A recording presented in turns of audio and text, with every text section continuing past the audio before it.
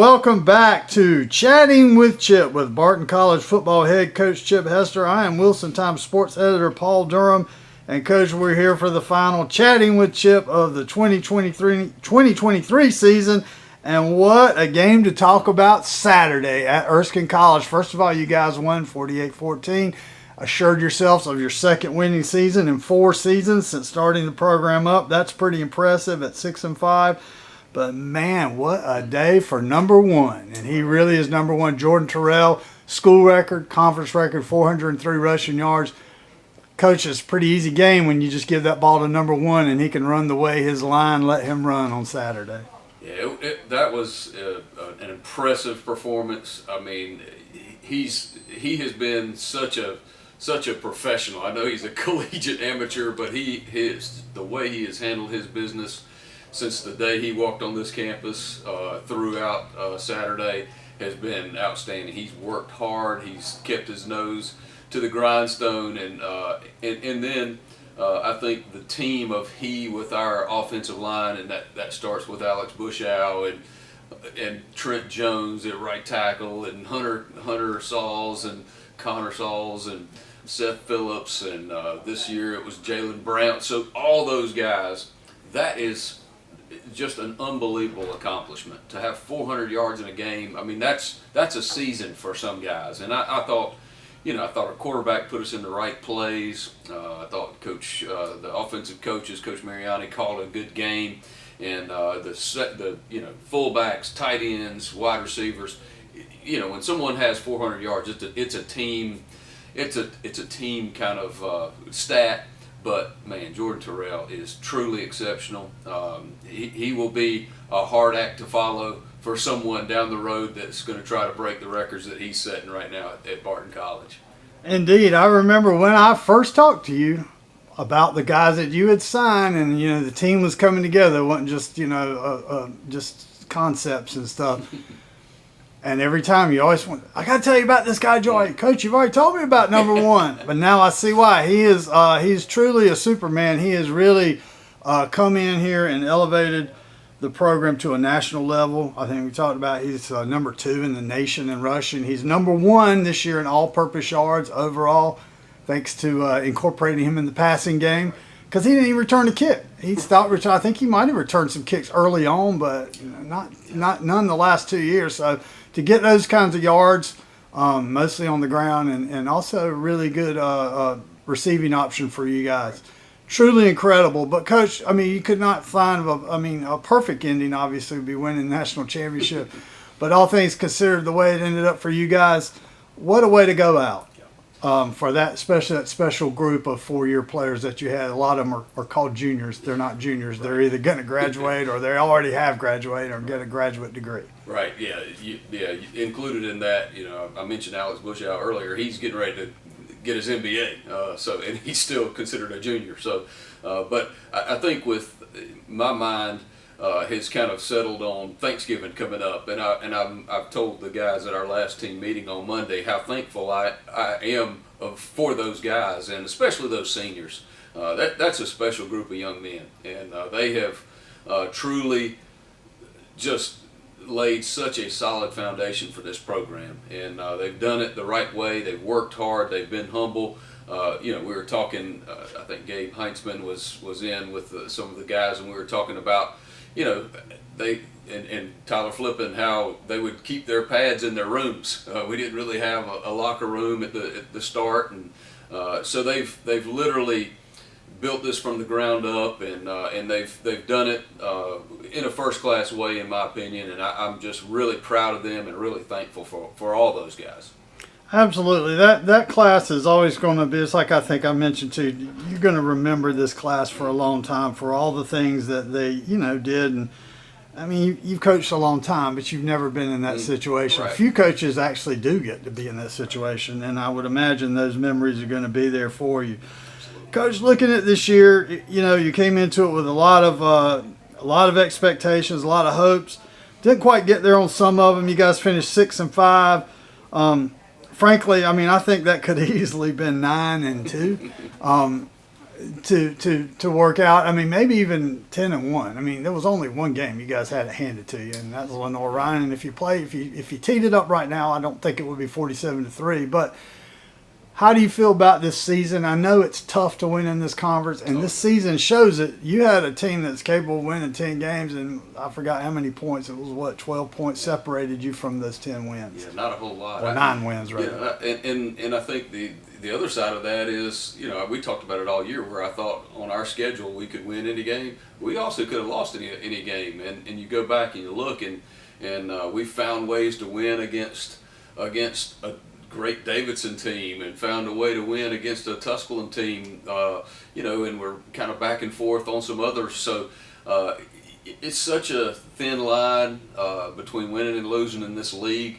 Every team does such a good job coaching and playing. So I think all of our guys, if you'd ask them, we always want more. But I think 20 years from now, when we look back and we look at the first 3 full seasons, to find for these guys, for this team, and especially these seniors, to find a way to have winning seasons in 2 out of 3 of the full seasons. I'm not counting the 4-game COVID season, but that's pretty impressive. And I think with some perspective, we'll look back and say, thinking back, that's pretty good. And I told the guys that are returning, now it's their job to build on it and find ways to continue to try to get better. And as a program, we've got to find ways to get better and be more competitive, and find ways to finish games and to start games in some senses a little better. But I feel like I've already said it. I think our foundation is solid. I think the program's in good shape, and now the challenge is taking another step, and that's what we'll try to do going forward. Absolutely. It didn't take you long to build a startup team and turn it into a program, and I think you were there by the end of that first spring season, certainly with the buy-in and everything that happened. But surely now you've got a full program, but looking ahead, next year is going to be vastly different from what we've done. We've talked for 4 years now, and we've sort of built up to this group of coming through, and you knew that they were going to be starting probably every step of the way, most of them, because they were 4-year players. What's next year's team going to look like? That's, I guess, and right now you don't have any idea who's going to be back. You'll never know for sure until next July or August. Right. But, I mean, going through the spring, you'll have a better idea as you go into it in the recruiting season.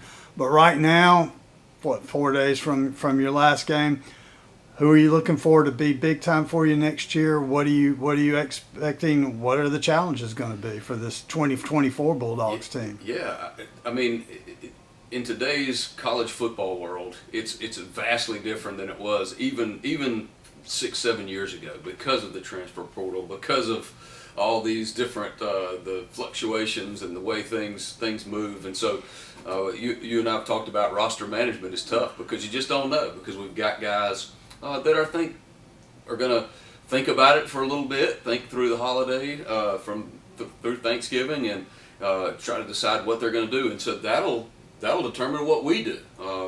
We've got what I think are some very talented young football players, some that played some roles on the field and some that we redshirted, and I feel like have a ton of potential. There's some guys that started to really make a name for themselves, and Jaden Flood Brown was one that had another touchdown on Saturday. Isaiah Jacobs, there are all these guys that I think have again laid a great foundation for themselves. And so now we'll have to see where we stand in a month or two, and then recruit accordingly. The transfer portal is real. People are reaching out already to us, and so now we'll have to find out how that looks for us and manage it properly. And I think what I feel really good about is the senior class that is leaving now.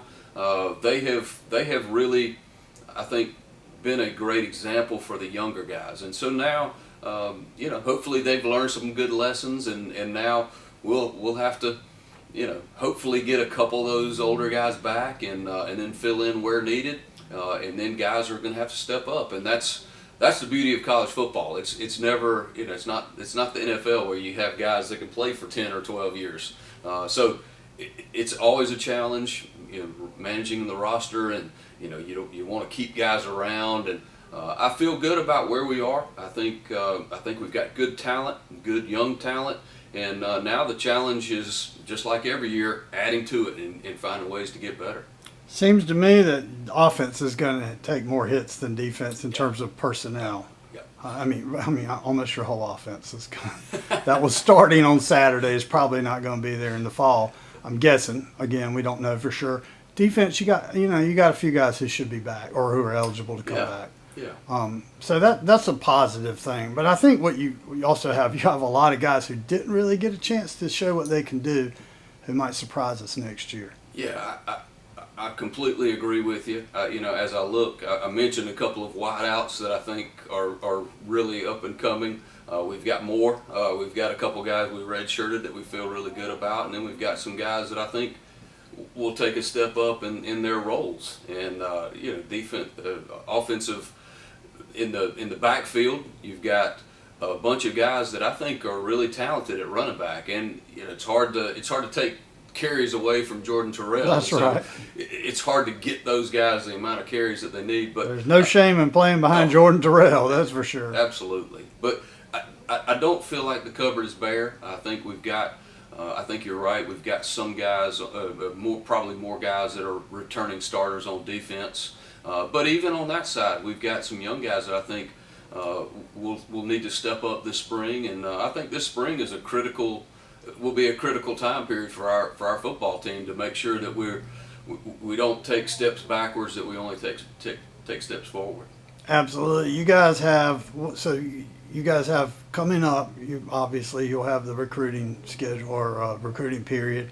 Does the portal fall before that, after it, or part of it? So Division I, I think that that window opens for them coming up in December. Division II is more wide open, and so it's already getting going in the Division II.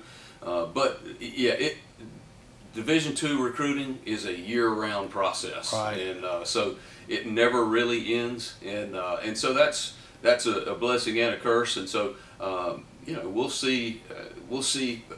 There are even nowadays where high school seniors are graduating in December, so that becomes a factor. So there's some early graduates that could factor in to the equation as we look at how we manage things. And that's as I've talked with some guys that are graduating and are coming back, we want them to take some time and kind of decompress from the season and think through things, talk with their family over Thanksgiving, but before they leave for Christmas break, we need to know because there are guys that want to be here now, and I think what we've accomplished here as a program is our name is on the map, and folks, they like what they see, and I think this is a place that we can recruit to, and I think I think the future is bright. We're going to have to retool, and I've asked all of our coaches, and I've asked our players, and I've asked it of myself to try to find ways.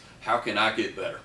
How can we as a team get better? But we all need to look in the mirror and find ways to get better on a daily basis, so that when next August comes and next September comes, that we're ready to compete at a really high level. Well, Coach, it's going to be, it seems like a long way off now, but you're going to be getting ready for spring practice. You're going to be signing players before you know it. You're going to be ready for spring practice, and then before you know it, we're going to be sitting here talking about the 2024 season. Absolutely. I can't wait.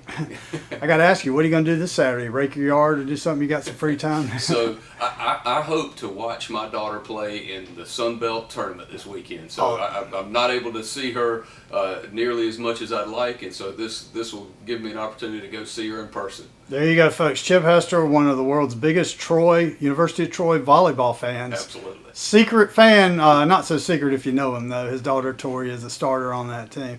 Well, Coach, I'm glad you're going to have some time for the family, some time to do some normal stuff on Saturday, but you'll probably be taking a peek at some of the scores. Absolutely. Limestone in the playoffs again. That makes Shells win even more, or a game that you almost won even more impressive. Didn't win it, but could have. And of course, Lenore Ryan. But hey, if we can get through it, if we're both here in the spring, we'll meet for a spring version of Chatting with Chip. Until then, though, we'll see you next time.